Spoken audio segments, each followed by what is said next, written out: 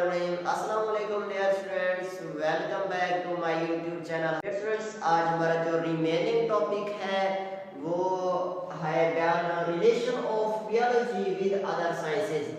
हमने last lecture के अंदर बायोलॉजी का रिलेशन पढ़ा था, फिजिक्स के साथ कैसा ताल्लुक है, कंप्यूटर के साथ क्या है और केमिस्ट्री के साथ ताल्लुक क्या है। तो आज इसी तरह हमारा जो नेक्स्ट टॉपिक है होगा वो बायोजियोग्राफी होगा, बायोस्टैटिस्टिक्स होगा, बायोटेक्नोलॉजी एंड बायोइकोनॉमिक्स। इसके बारे में आइए हम आपको वन बाय वन इसकी जो है ना एक्सप्लेनेशन शॉर्ट देते हैं दो लाइनों में कि बायोजियोग्राफी क्या होती है। बेटा फर्स्ट ऑफ ऑल देखिए बेटा, बायो का मतलब होता है लिविंग ऑर्गेनिजम्स एंड जियो का मतलब होता है जमीन।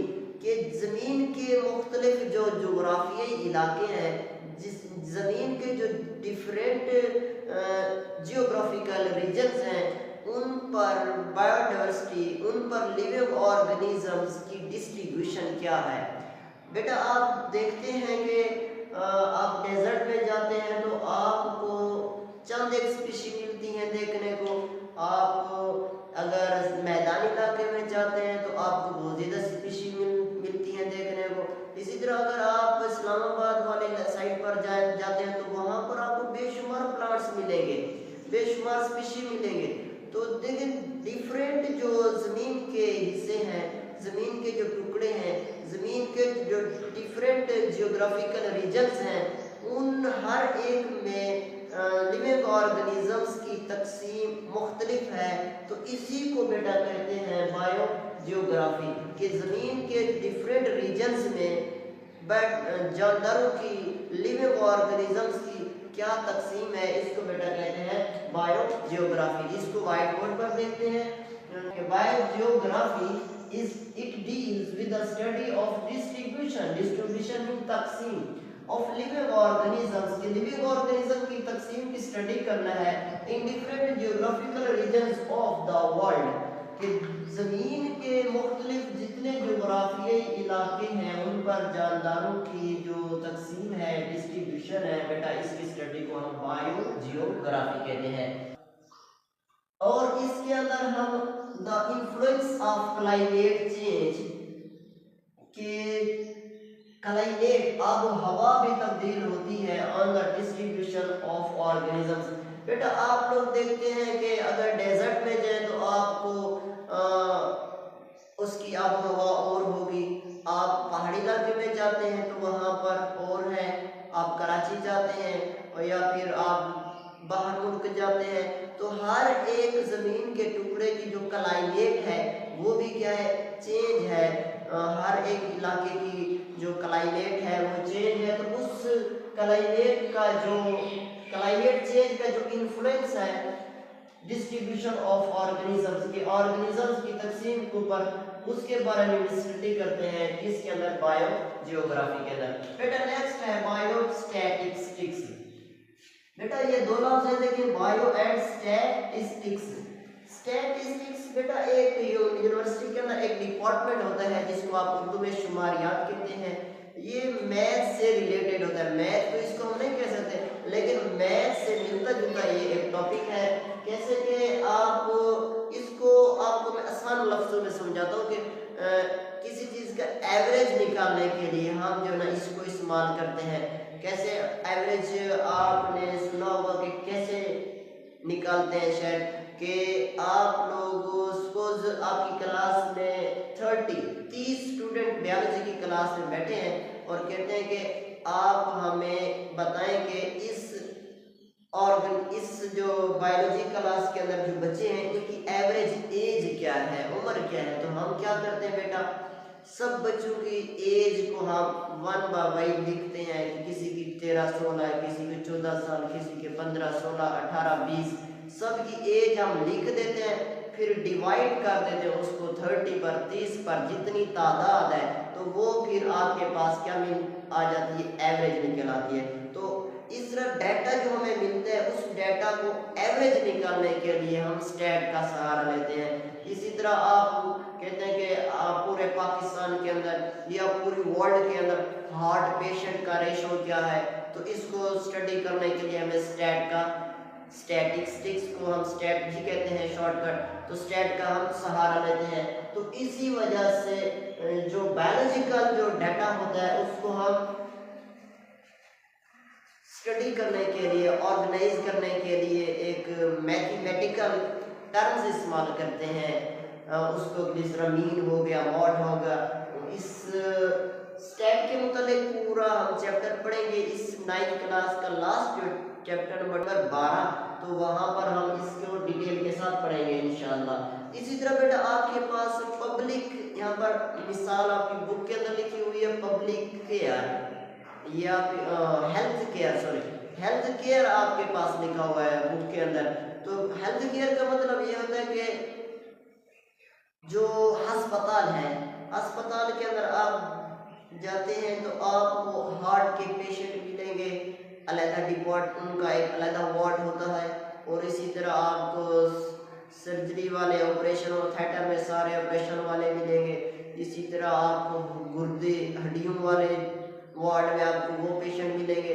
तो इन सब का डाटा इकट्ठा करने के बाद हम साइंटिस्ट, बायोलॉजिस्ट क्या करते हैं, उस मरीजों को चेक करते हैं कि आया कि हमने देखना है कि, मैं आपको मिसाल देता हूँ कि एक अस्पताल के अंदर मरीजों की तादाद थी 30 या 50 में से हम देखते हैं कि इसमें से कितने लोगों को जो है ना ये हाइपरटेंशन का शिकार है। तो हम जो है ना कोई फार्मूला, कोई यूज अप्लाई करेंगे, कोई फार्मूला यूज करेंगे स्टैट का, मैथ्स का, जिससे हमें उनका एवरेज पता लग जाएगा।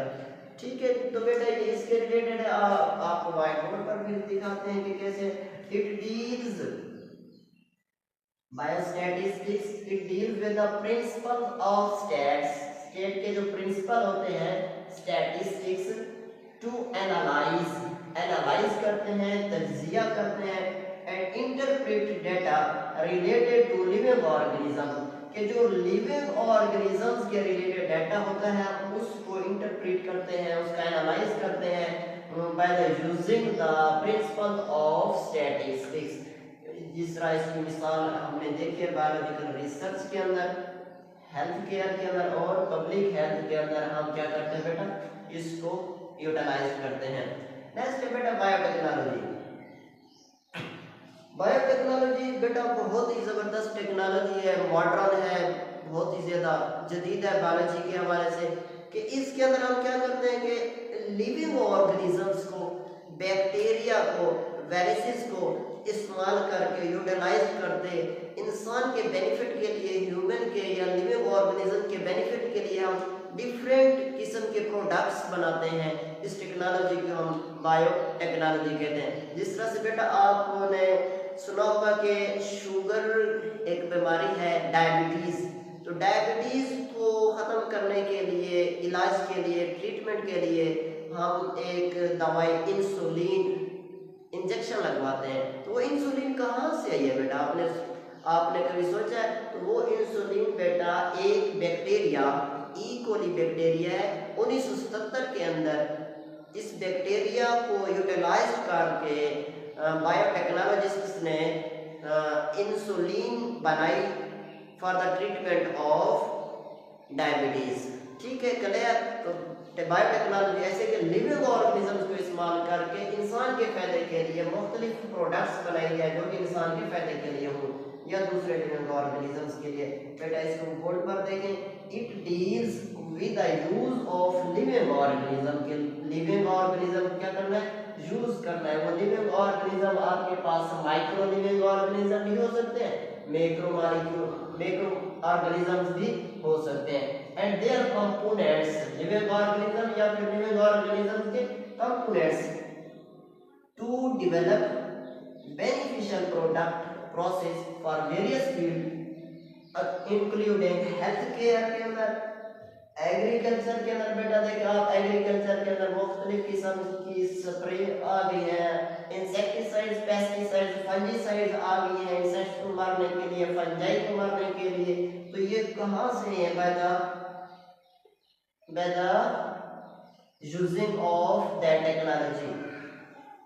एंड इन्वायरमेंटल मैनेजमेंट के, इन्वायरमेंट को आपने कैसे इसको अच्छा बनाना है, तो हम बायोटेक्नोलॉजी को इस्तेमाल करते हैं कि कैसे एनवायरनमेंट को हम क्लीन कर सकते हैं। कि बायोटेक्नोलॉजी की वजह से बेटा ऐसे ऐसे बैक्टीरिया आ गए हैं जिनको मॉडिफाइड करके, जिनको तब्दील करके,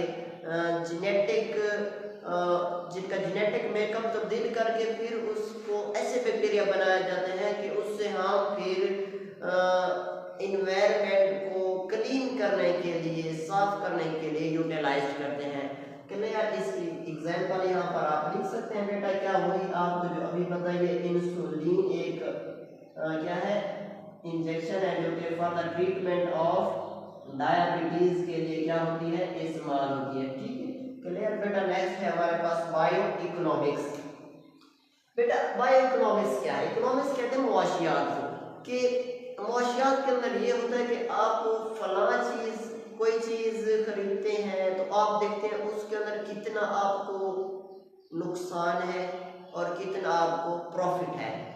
आपने गंदम की एक फसल बोई तो आप उस गंदम के अंदर ये देखना चाहते हैं कि हमें कितना प्रॉफिट होगा, कितना नुकसान होगा। हम फलां काम करेंगे तो फलां में प्रोडक्शन होगी, इतनी हमारे पास मिकदार की प्रोडक्शन आएगी। तो ये हर चीज़ कौन हमें बताता है बेटा? ये इकोनॉमिक्स होता है, वो हमें बताता है। जो इकोनॉमिक्स की स्टडी करने वाले साइंटिस्ट होते हैं वो हमें बताते हैं कि फलां क्रॉप आप जब उगाएंगे तो वहाँ पर आपका इतना खर्चा होगा और इतना आपको प्रॉफिट होगा।